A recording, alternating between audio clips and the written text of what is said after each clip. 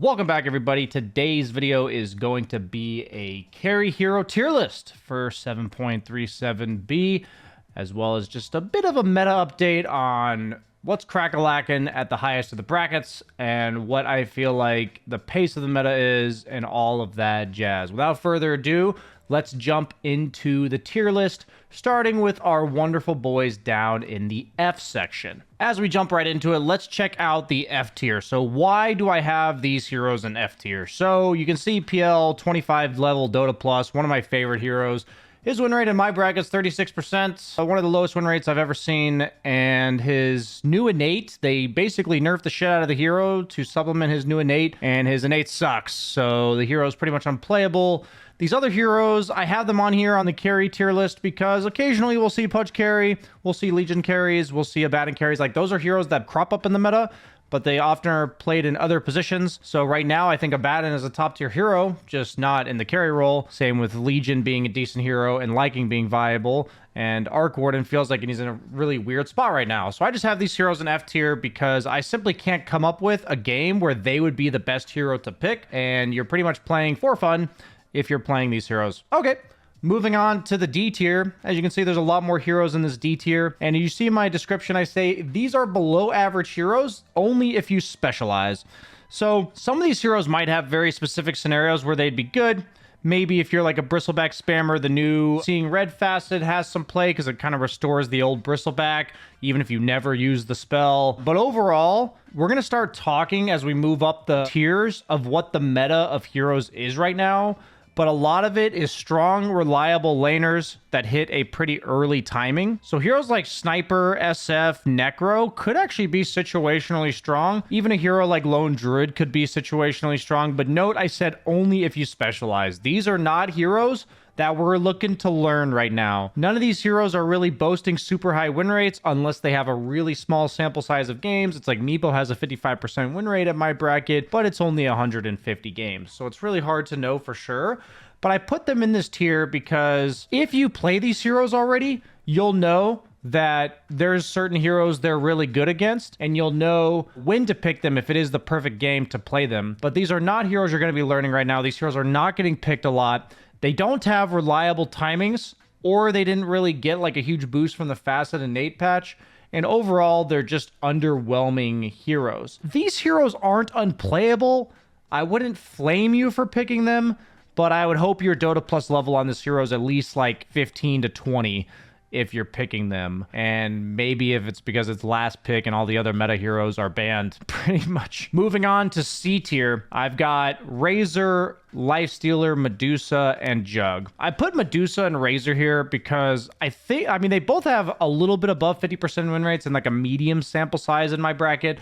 I think that Medusa's the standard. If she's not against anti-mage or other forms of mana burn, it's a pretty solid Medusa patch. So last pick, fifth pick if it's good. And Razor being picked against like a single melee guy like Troll on the other team, I think could be very good as like an anti-carry last pick. That's why it says fifth pick, situationally good against what's good, right? So a lot of the supports in the meta right now seem to be Magic Burst heavy again or save heavy. And so these heroes like Jug and Lifestealer could just be really good if it's an absolute free game for these heroes. They're ungankable. They're still pretty survivable in this meta, but there's just simply better options in the lane, and I wouldn't pick them unless it's just a free BKB game with no silences on the other team so they can use their spells. In the B tier, we've got a fifth pick situationally good situation. It's not good against what's good. It's just these heroes are good for their own reasons. So Marcy, really high win rate, but pretty much always with IO. So Marcy carry with IO if you're looking to duo queue, if you're looking to play it,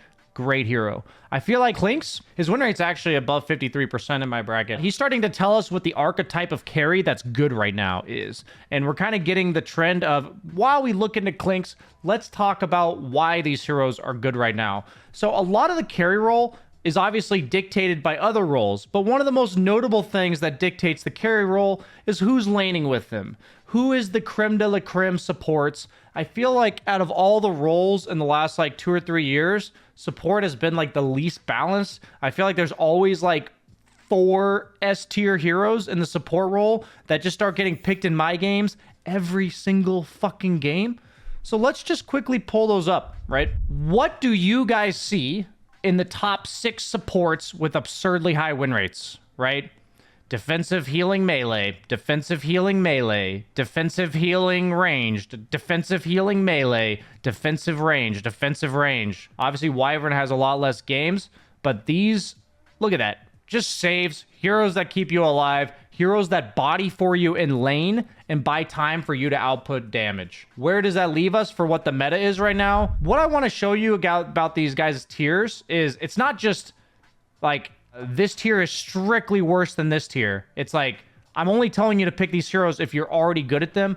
I'm only telling you to pick these heroes last if it looks like the perfect game for them. And I'm only telling you to pick these heroes last if it looks like their lineup fits them well. And in each individual tier, I have broken down like mainly by win rates of the heroes that are in this tier. So a lot of this is like, how often can you pick them? How good are they in the situation that you're looking to pick them? So like Terrorblade is situationally very good, but his win rate's still 47% in like a medium amount of games. If I'm looking at the situationally good heroes, these ones are actually creme de la creme in the situation that they're good. So Clinks is pretty much a last overall pick because he's a reject damage dealing ranged hero that synergizes with Treant, Omni Knight, etc. When I say he's a reject, I'm saying there's better options, but that seems to be the highest win rates across the board for carries are pretty much all ranged guys. And it's, for me, defined by the fact that the 5 positions that are strong right now are melee defensive healers that need somebody to just be fucking chunking. We see these other heroes being situationally good. Wraith King specifically with the, I like the Bone Guard facet, just the old Wraith King with Radiance hits like a really nice timing. But usually for these heroes, there's like a better version of each one. With what you guys are starting to see shaping up in the meta with, this is what the popular 5s are, this is the general archetype of carry that is defining the meta right now. Let's go ahead and move up to the A tier. So A tier, I have Weaver and Mirana at the left. These heroes, I think Mirana is going to keep getting more and more play. 52% win rate with Solar Flare. I'm even seeing it in support. It's a lot of freaking damage. It's incredibly deceiving. And overall, it's just a ranged hero, universal, got some base damage buffs, has a reliable laning stage, synergizes with these melee guys, pretty difficult to gank. You know, buys Gleipnir, which is still one of the strongest items in the game, despite the fact that it's been nerfed over and over again. And same with Weaver, right? Active guys that build Gleipnir. So what are we seeing in the other 2 carries that came after them? CK and Alchemist. These heroes are also at really high win rates with about 53% each. Pace setting guys with a stun that jump the ranged guys and fucking kill them. What's really important about these 2 heroes is Alchemist gets a Radiance because of the seed money facet. It feels like his Radiance plus the bounties comes online so early. It's like 12 minutes, even like a mediocre game. If you're in like a really good game, you'll get it even earlier. So you get like Radiance blink at like 13 minutes. And a lot of these Gleipnir builders, ranged guys, they're still farming for that item. So you hit this timing before they do. CK goes Armlet. Orchid, same idea, right? He has Reality Rift to close the gap. So these heroes are able to keep up with the participation that these other ranged heroes are having in the game because they're usually winning their lane, and then they're also mobile / active and only need like 1 or 2 items to have impact. That's what these ranged heroes are doing, so we need melee heroes to keep up with this. So I have Nature's Prophet here as my next ranged hero because the Ironwood Treant facet's super broken. The win rate of carry, Prophet, and of every other role, Prophet's really strong right now. So if you're losing to Prophets in support role, it seems like one of the best options is to just pick Nature's Prophet for carry. It's definitely a specializing hero, but it's like, I would put him in D tier if he wasn't meta, but he's super meta right now. So if you're looking to learn Nature's Prophet carry, now is the time because he can pretty much build whatever. He's a hard hero to play, but his win rate is very high and his laning stage is very strong. He's active, only needs 1 or 2 items. He fits the bill, right? He fits the bill. So we see the next 3 heroes in our list are Ursa, Slark, and DK. All 3 of these heroes are seeing a lot of play in my bracket. Ursa's the only one with above a 50% win rate, but they're all rocking around 50%. So I put them on like the 3rd, 4th pick solid choices because they're getting picked a lot. They're pseudo reliable. Like, so Ursa goes Battle Fury Blink every single game, right? That's pretty much what we're seeing from him. Has a pretty solid laning phase. I would feel very comfortable with picking Ursa if it's like a melee 4 like Pudge, or if I see the offlaner, that's even the dream. Like, I'm seeing people 5th pick Ursa in their games. If you're getting Ursa 5th pick, good on you. So like Ursa against Axe, for instance, right? I've had to deal with that one a lot. So Ursa, not the most reliable laning phase if it's blind picked, but if you see like one good matchup for it between the 4 and the 3, it feels really good. DK does have a really solid laning phase. He's basically a better Sven, because his laning phase is more reliable. He has a better way to secure range. He has more built-in regen, armor, all that. Slark is kind of like the budget Ursa, I feel like right now, but he also matches up well against Ursa. My issue with Slark is that he's good against all these ranged guys, but he just comes online slower than they do. It seems like, yeah, Slark goes defusal, yada, yada, yada. But like, in my experience, Slark has not been crushing his lanes. So usually he's like playing a little bit of catch up. But if you say like the free Slark game to win your lane and snowball and like hunt down these ranged cores as they're trying to farm, then go for it. I think for Slark and Ursa specifically, they're only good if I feel like the lane matchup is good. Ursa's been nerfed sufficiently where I feel like I see him every game still, but he wins if it's a good matchup, he loses if it's a bad matchup in lane. That's pretty much what I've seen for Ursa almost every single game. When I look at the next two heroes, Luna and Sven, they both have a little bit below 50% win rate, but they just feel overall solid. Pretty traditional, like, versions of themselves. They just seem like the most reliable farmers in the patch, but I wouldn't be super excited to pick them. They're simply better heroes. And so as we move across the A tier, I'm just reminding you these heroes are getting picked a lot, but their win rates are not anything to write home about. So it's more like these are solid picks. I have them in my list of heroes to pick, but it has to fit the game pretty well. And I don't mind picking these heroes like Luna and Sven in a blind matchup because they're kind of reliable. But even then, I'm still picking from the ones to the left of them first on this A tier. We go all the way over to Morphling PA and Troll. My issue with Trollies is a bit too slow. He needs like more items than all these other carries. Same with PA. PA's getting picked a lot. I really don't believe in the hero. It's got like a 47% win rate. She feels nice in theory because of the new methodical facet that most people are taking. But what I've experienced is that the enemy carry is a ranged hero running around killing the team, and PA is farming with a battle fury. The lower the MMR you go, the more chaotic the game is, the more slow-paced the game is. I think heroes like PA will flourish, okay? Don't get me wrong. So I think it is a PA patch. That's why I have her in the A tier, despite her win rate being 47% in my bracket. I think she's always been a better hero in lower brackets, but that just is what it is. And then for Morphling, specifically, another hero that gets picked a lot. I think he's a nice ranged hero with these melee 5s that keep you alive. These melee 5s that keep you alive. Omni Knight, Tree, stuff like this go really well with Morphling. But like I said, I think the Weavers, Maranas, Nature's Prophet from this specific tier are simply better. And when we move up to the final tier, the broken shit, I usually only have a maximum like 3 or 4 carries in this section because there's usually not very many carries that you can just first pick. We've got Lina and Windranger. These are not the most traditional carry heroes. Lina's got a 57% win rate at my bracket, getting picked pretty much every single game. And Windranger's got about a 55% win rate in my bracket, getting picked in most games as well.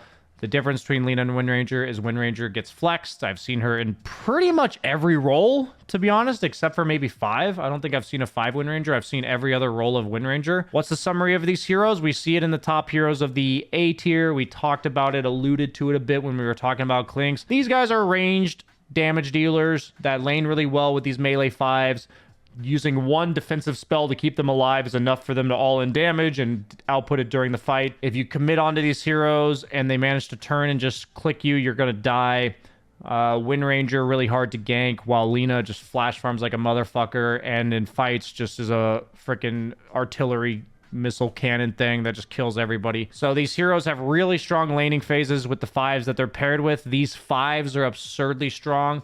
And I feel like my only condition for picking these heroes first is to tell your 5 position to pick a melee.